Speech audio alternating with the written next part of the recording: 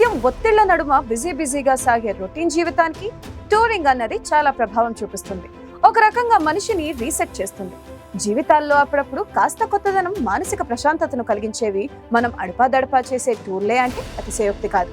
అది ధార్మిక క్షేత్రాల పర్యటన, లేదా ప్రకృతి సందర్శనం, లేదా చారిత్రాత్మక ప్రదేశాలే కావచ్చు. ఎవరి ఆసక్తిని బట్టి ఆ రకమైన టూరిజం వారికి ఆనందాన్నిస్తుంది. 4 ఏళ్ల క్రితం వచ్చిన చైనా కరోనా కారణంగా అప్పట్లో మొదటి దెబ్బ ప్రపంచవ్యాప్తంగా పర్యాటకం పైన పడింది. లాక్డౌన్లు, అంతర్జాతీయ రాకపోకలపై నిషేధాలతో టూరిజం కుప్పకూలిపోయింది. దాంతో పర్యాటకమే ప్రధాన ఆదాయ వనరుగా ఉన్న శ్రీలంక, మారిషస్, బ్యాంకాక్, మాల్దీవ్స్ లాంటి దేశాలు ఆర్థికంగా చితికిపోయాయి. అఫ్ కోర్స్ మొన్న మాల్దీవ్స్ పాలకులు స్వయంకృత అపరాధం వల్ల కూడా అక్కడ టూరిజం దెబ్బతింది. ప్రపంచం ప్రతి సంవత్సరం సెప్టెంబర్ 27న ప్రపంచ పర్యాటక దినోత్సవాన్ని సెలబ్రేట్ చేసుకుంటుంది.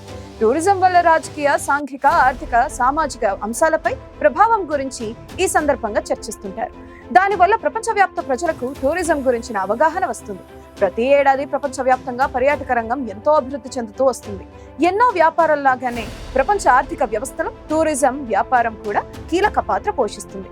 అందుకే పర్యాటకం గురించిన ప్రాధాన్యాన్ని గుర్తించడంతో పాటు పర్యాటకానికి అనువైన వాతావరణం కల్పించే మార్గాలపై సదస్సులు నిర్వహించడం జరుగుతుంది. ప్రస్తుతం ప్రపంచవ్యాప్తంగా అన్ని దేశాల్లో కరోనా తదనంతర పరిస్థితులు ఉపశమనం బాటలో నడుస్తున్నాయి. కానీ దక్షిణాసియాలో కొనసాగుతున్న 2 యుద్ధాల ప్రభావం టూరిజంపై కొనసాగుతుంది.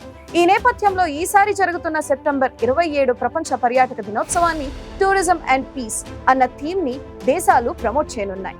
నిజానికి పర్యాటక రంగం కొన్నాళ్లుగా మళ్లీ కలకల్లాడుతుంది. చాలా దేశాలు టూరిజం కోసం వచ్చే వారికి వీసాల అవసరం లేకుండా స్వాగతిస్తున్నాయి. ఇదంతా టూరిజం అభివృద్ధి కోసమే అనడంలో సందేహం లేదు. ప్రపంచ పర్యాటక దినోత్సవం సందర్భంగా నిర్ణయించిన టూరిజం అండ్ పీస్ అనే థీమ్ ఎందుకంటే ప్రస్తుతం జరుగుతున్న యుద్ధాల వల్ల నరమేధం విచ్చలవిడిగా మారణ హోమం జరుగుతుంది. జనం పెద్ద ఎత్తున దేశాలు వీడి వలసలు పోతున్నారు.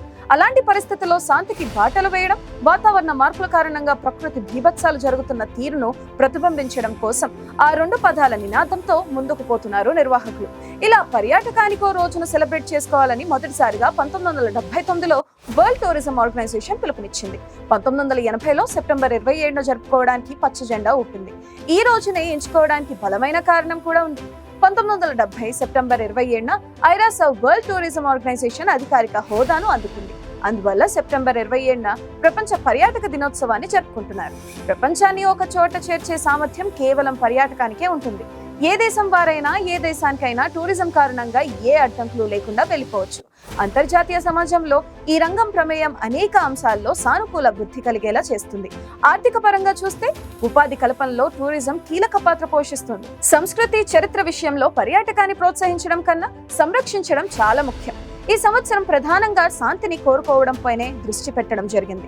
ప్రపంచ దేశాలను శాంతి వైపు నడిపించడం, పర్యావరణ పరిరక్షణ ద్వారా ప్రకృతిని కాపాడుకోవడం, వాతావరణ మార్పులను నివారించడం లక్ష్యంగా పెట్టుకోవడం జరిగింది. అన్ని దేశాలకు పర్యాటకం ఆర్థిక వ్యవస్థకు ప్రోత్సాహకరంగా ఉంటుంది. అంతేకాదు ఆ ఫలితాలను ప్రపంచంలోని ప్రతి మూలాలకు అందుతాయి. కాబట్టి పర్యాటకానికి అంతటి ప్రాధాన్యత ఇవ్వడం జరుగుతుంది. అందుకే భారత ప్రధాని మోదీ తాను చేసే ప్రతి విదేశీ పర్యటనలో అక్కడి ప్రవాసులకు మన దేశం టూరిజం గురించి ఆయా దేశాల ప్రజలను ప్రోత్సహించాలని విజ్ఞప్తి చేస్తుంటారు. టూరిస్టులు బాగా ఇష్టపడే ప్రాంతాలను గుర్తించి అభివృద్ధి చేయడం, ఆయా ప్రాంతాలను సందర్శించడం ద్వారా నిత్య జీవిత ఒత్తిళ్ల నుంచి బయటపడవచ్చంటూ ప్రచారం చేయడంపై అన్ని దేశాలు దృష్టి పెడుతున్నాయి. పర్యాటక రంగంలో ప్రపంచ దేశాల్లో ఫ్రాన్స్ కు తిరుగులేదని ఎన్నో సర్వేలు తేల్చాయి. 2019లో ఏకంగా 9 కోట్ల మంది అంతర్జాతీయ పర్యాటకులను ప్రపంచ ఫ్యాషన్ రాజధాని ఫ్రాన్స్ ఆకర్షించింది. నిజానికి ఆ దేశపు జీడీపీలో 8% వాటా పర్యాటక రంగాందే అవడం విశేషం. ఈ ఏడాది అక్కడ ఒలింపిక్స్ నిర్వహించడంలో విజయం సాధించింది. దాంతో ఆ దేశానికి టూరిస్టుల తాకిడి మళ్లీ యథాతథంగా పెరిగింది.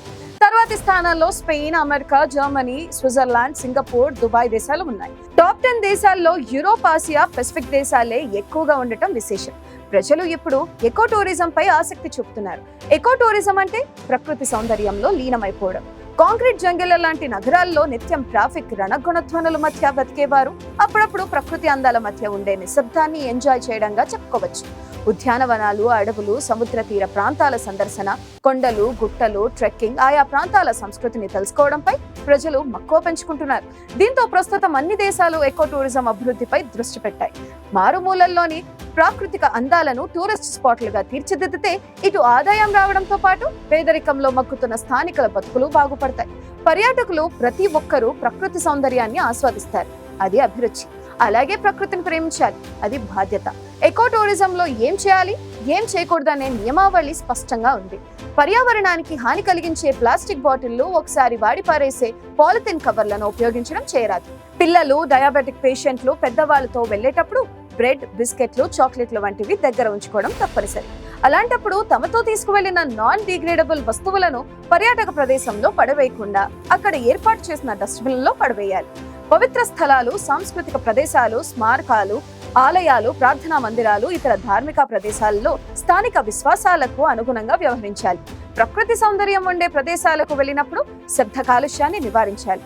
మలమూత్ర విసర్జన కోసం గుడారాలు వంటి తాత్కాలిక షెల్టర్లు చేసుకునేటప్పుడు వాగులు, నదులకు కనీసం 100 అడుగుల దూరాన్ని పాటించాలి. అలాగే విసర్జన తర్వాత మట్టి లేదా ఇసుకతో కప్పేయాలి. పర్యాటక ప్రదేశాల్లో ఫోటోలు తీసుకునేటప్పుడు ఇతరులకు ఇబ్బంది కలిగించకూడదు. ఎవరితోనైనా ఫోటో తీసుకోవాలనుకుంటే వారి అనుమతితో మాత్రమే తీసుకోవాలి. వారికి తెలియకుండా వారిని ఫ్రేమ్ లోకి తీసుకునే ప్రయత్నం చేయకూడదు. చెట్లు, ఆకులు, కొమ్మలు, గింజలు, కాయలు, పూలను కొయ్యరాదు. ఇలా నేరం. నియమాన్ని ఉల్లంఘిస్తే స్థానిక చట్టాల మేరకు శిక్ష కూడా ఉంటుంది. ముఖ్యంగా హిమాలయాలు వంటి సున్నితమైన ప్రదేశాల్లో జీవ వైవిధ్యత సంరక్షణ కోసం నియమాలు చాలా కఠినంగా ఉంటాయి.